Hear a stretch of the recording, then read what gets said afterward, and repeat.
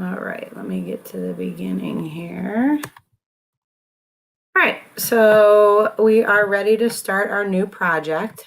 I think you're going to like it, but I'm going to give you just a little bit of an overview before we get started. Like, I want to go through and tell you the sort of the pieces and parts of the project before we get started, so you can see how they're all going to be connected to each other. For the subject of our project, we're going to research a contemporary social issue. So something that's happening in the world today, in our lives, and we're going to use that topic to inspire a piece of art.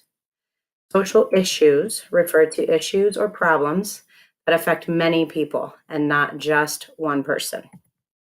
Our feelings on these topics and the ideas we have about them are influenced by a lot of things. We're going to discuss those things and how they might influence what kind of art that we're going to make. Our research that we're going to do on our Chromebooks and a research database that focuses specifically on social issues. You don't have to go around and look up climate change and then figure out where to find information about that. I've got a spot for you to go. Once we've selected the topics, then we're going to switch gears a little bit and discuss, the next part. This is the site that we're going to use. It's called kidsgoglobal.com, and you can see all those little pictures on there. Those are all different categories of social issues. If you click one, it will actually send you off to the website related to that topic. So let's let this kind of load here. So this is all about animals, okay? If you do want to go back without going all the way back to the PowerPoint presentation, you can just click issues up here. And then there's those pictures again, okay? All right. So the next thing we kind of have to talk about, besides what we're going to be researching, is how we're going to be presenting the information. We're going to talk just a little bit before we get started about the role of comics in our society. This is why I think you guys might think this is fun. I know you're into this and graphic novels and things right now, so I figured it might be a good way to get our ideas across. We're also going to look at what art's context is in our world. So content, so what we are going to be using as our subject, so our social issue, plus the message of that, plus how we express that, maybe how it looks, what information is involved in it, what kind of emotion people might be feeling as they are looking at your piece of art, is all the content. And then the context is kind of like the background stuff, okay? It's the story behind the art, when it was made, where it was made, why it was made. You could possibly, the context could be about you and what influenced you to make this, what made you choose to pick a certain social issue. Are you connected to it in some way? This is all the context. Okay, so after we figure kind of all that initial information out, then we're going to go through, I'm going to show you how to do Comic Life. Okay, Comic Life is pretty cool. It allows you to use your own images or drawings to create a comic style piece of art. It's pretty easy. I've played with it a little bit. There are templates, speech bubbles, fonts you can choose from. All the cool things about comics are involved. And you're going to love that. So to start, I'm going to give you a little brief history of comics. So there's a little video here that we're going to watch when we get to that part. And then we're going to sort of start beginning. So this program works on Macs, Windows, products, so Chromebooks. It works on iPads. So you can work on this at home if you want to.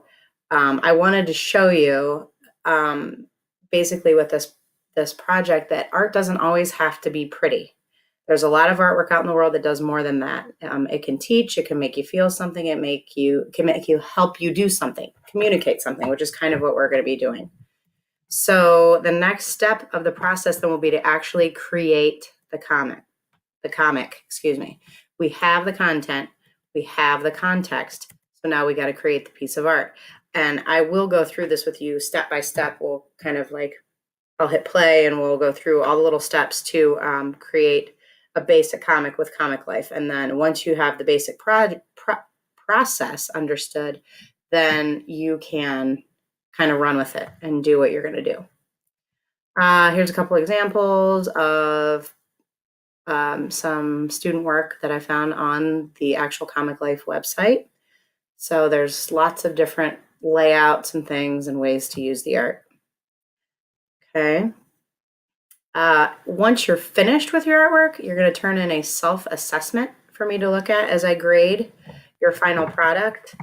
As you're working through the whole project, you're going to keep going back to this rubric to refer to it to guide you through what is expected.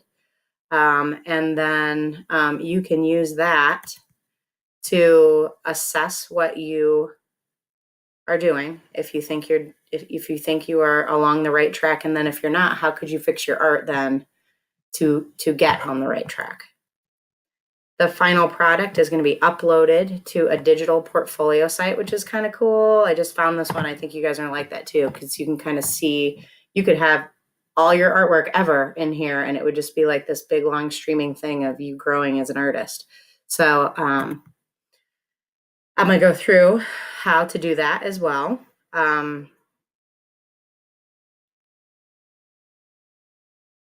So once you have your piece of art, then we're gonna look through this, how to create an account. I'll help you do that. We have a class account. I'll connect you to it.